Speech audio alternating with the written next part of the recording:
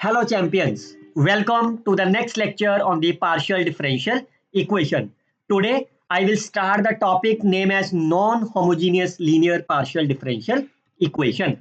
Myself Dr. Harishkar, you can follow and subscribe my YouTube channel where you can find the partial differential equation playlist. In this playlist you can see the various lectures related to the homogeneous, complementary function, auxiliary equations, particular integral are in the different form. All are available for you in an easiest manner. As I mentioned you, we already covered the topic related to the homogeneous linear partial differential equation. And आज के lecture में we will cover all those methods which will be needed to understand the concept of the non-homogeneous linear partial differential equation. First of all, what is the meaning of the non-homogeneous? Non-homogeneous linear partial differential equation means if the order of the each term is not same in the partial differential equation, then we call as the non-homogeneous linear partial differential equation. For example, in the first example, you can clearly say what is the order of the uxx. Clearly say the order is my 2. But what is the order of the ux? Order is my 1. Fine. Order and degree मैं आपको पहले ही आपको अगर आप मेरा starting से playlist देख रहे हो मैंने एक एक करके आपको order and degree first order सब बताया था आपको. Fine. So order means how many times the derivative occurs. तो यहाँ यू एक्स एक्स में 2 है, यू वाई में 1 है. That's means the first example is the non homogeneous partial differential equation. और लीनियर किसको बोलते हैं? When the dependent variables and it's derivatives product की फॉर्म में नहीं होना चाहिए और जितने भी इसके कोफिशिएंट्स हैं that are dependent either x or y or independent of the u. We'll look at the second example. What is the order of the first term? Order is my 2 while the second term order has a 1. That means the second example is also the non-homogeneous. Look at the third one. The order of the first three quantities, first three terms is my 2 while order of the next two quantity is my 1 while this has the order 0. तो सबका order equal नहीं है. That means the third example is also the non-homogeneous linear PD. अगर मैं आपके लिए एक example और लिखूं d plus d prime d minus 2d prime of u is equal to x. Fine. अब आप डिग्री चेक करो. देखिए इसका भी डिग्री 1 है, इसका भी 1, ऑर्डर 1 है, सबका 1 है. फाइन. जब आप ब्रैकेट खोलोगे तो सबकी 2 हो जाएगी. That means that this example is my homogeneous linear partial differential equation. In general, I can write any non-homogeneous partial differential equations in the form of equation number 1, where capital D is my partial derivative with respect to x, d prime is partial derivative with respect to y, where f operator is my non-homogeneous operator. Based on the equation number 1, I can classify the non-homogeneous operator into the two forms. The first one is the reducible, second is the irreducible. जैसा कि नाम से दिखाई दे रहा है आपका reducible. अगर reducible किसे बोलेंगे हम? अगर आप जो भी ऑपरेटर दिया हुआ अगर आप इसके लीनियर फैक्टर बना पाए आप. If you write in terms of the linear factor, linear means AD plus B of D prime plus C, then such operator f of d comma d prime is called as a reducible operator. Any operator is said to be the reducible operator if you can write or express as the linear factor where a b c are my constants. और अगर आप इसको operator linear में नहीं लिख पाए then we call as the irreducible operator. I will show you with the help of the several examples. Based on the classification of the operator, we can distinguish the non-homogeneous linear partial differential into the two types. One is the reducible equations, second is the irreducible equation. Reducible equation किसे कहेंगे? जिसका f of d into d prime reducible operator होगा और irreducible किसे कहेंगे? When it is irreducible. Fine. So reducible means like if you consider these three examples. तो पहले example में आप देखो आपका है डी स्क्वायर माइनस, क्या आप इसके फैक्टर बना सकते हो? Yes, you can write D into D prime D into D minus D prime. तो clearly say these are my linear. Second point is also linear. The first one is my reducible operator. अगर पहले वाला reducible operator है, that means the first one is my reducible partial differential equation. क्या ये homogeneous है कि non homogeneous? Clearly say that is my homogeneous. Why? Because सबकी degree आपके पास 2 है. Look at the second example. इसको मैं a square minus b square के फैक्टर बना लूं, a plus b, a minus b, fine, और इसमें से plus d plus d prime.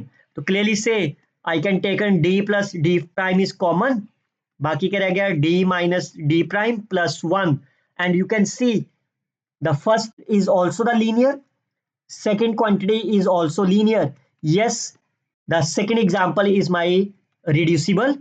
Is it is it homogeneous or non-homogeneous? Clearly say it is my non-homogeneous.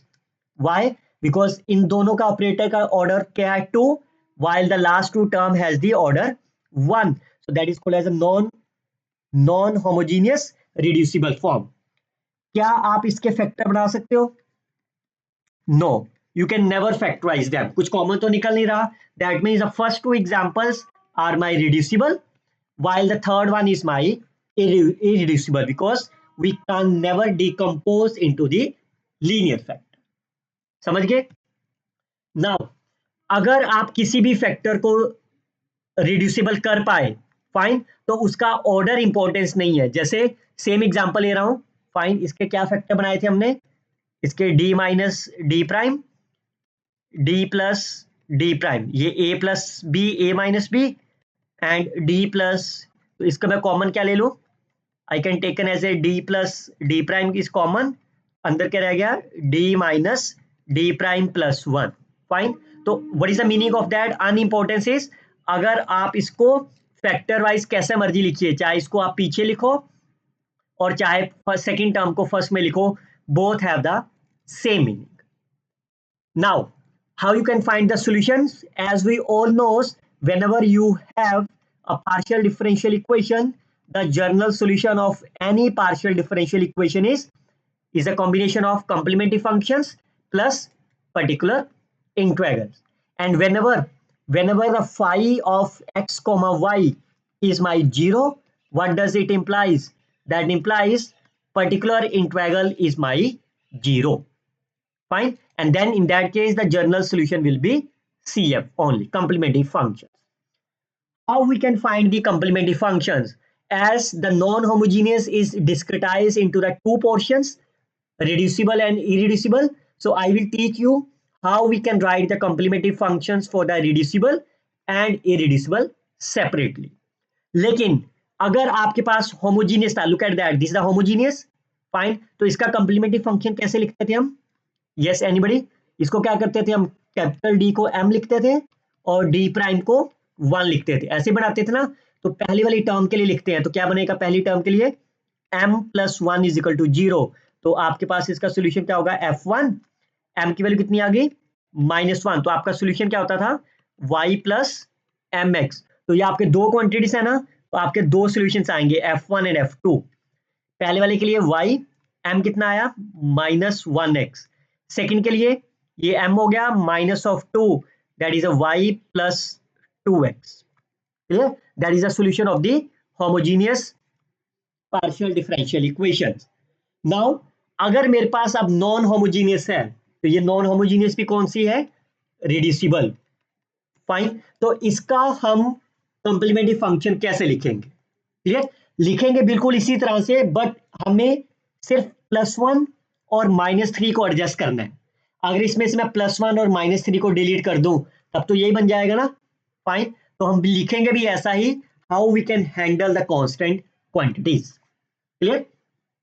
चलिए सबसे पहले assume करते हैं कि एक reducible homogeneous non homogeneous partial differential है.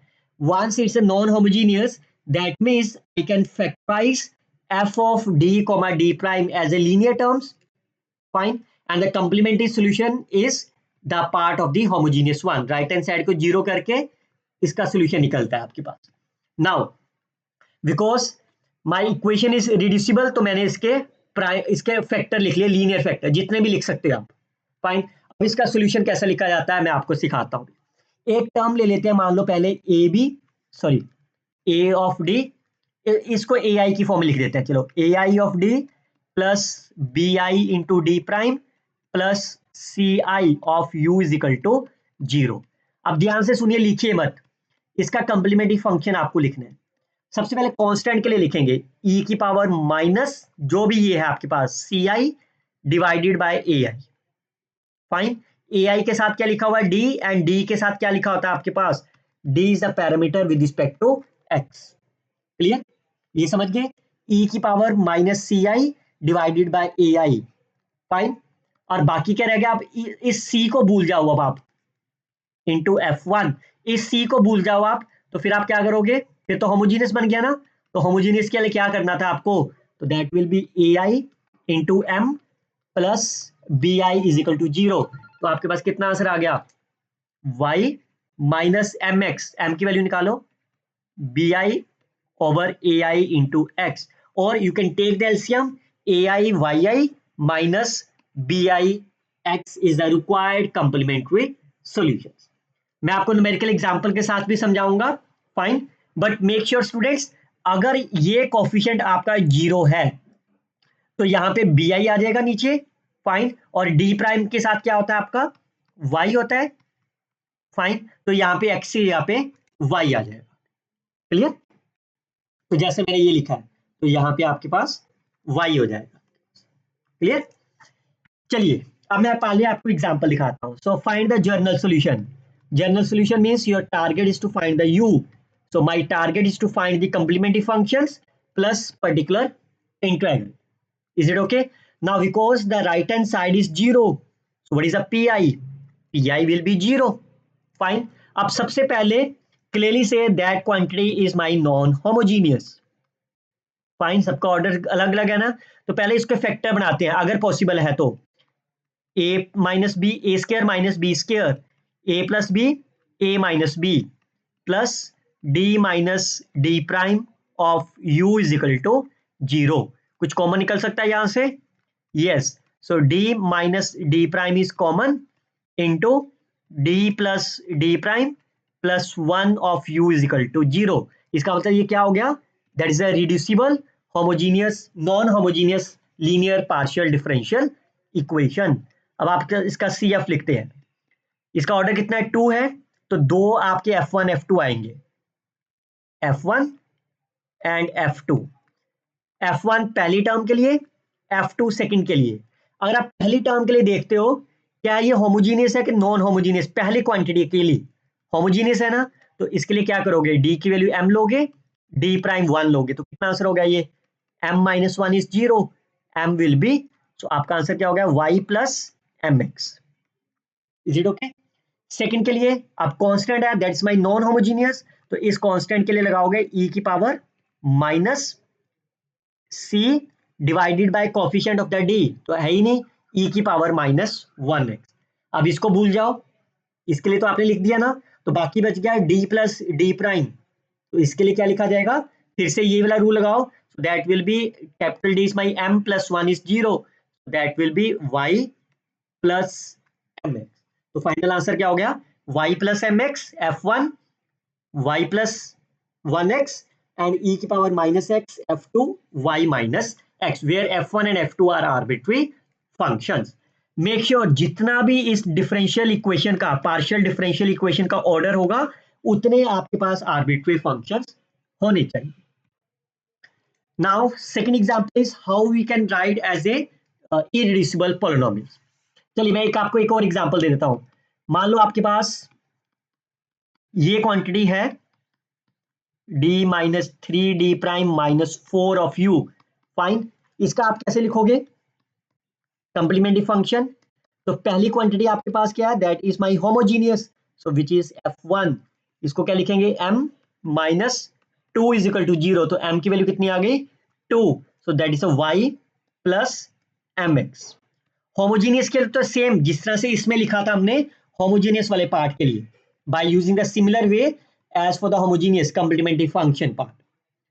Look at the second quantity, that is my non homogeneous, non homogeneous तो e की power minus constant minus minus plus 4 divided by coefficient of the D 1 into X of the F2। अब इसको भूल जाओ -4 को, quantity बन गई आपकी d minus 3d prime, that is m minus 3 is equal to 0.